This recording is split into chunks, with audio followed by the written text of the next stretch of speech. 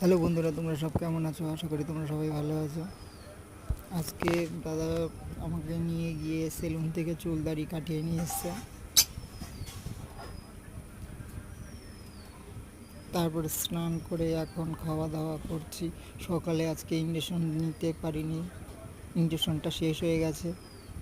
আসার সময় কিনে নিয়ে এসেছি। আমি আর দাদা মিলে আজকে অনেক দিন পর বাইরে বেরিয়েছিলাম দাদার সাথে। দাদা আজকে নিয়ে গেল সেলুনও থেকে, একবারে চুল দাড়ি কাটিয়ে নিয়ে আসলো। যেই সেলুনে গেছি সেই সেলুনওয়ালাও আস্তে আস্তে চুল দাড়ি কেটে দিল।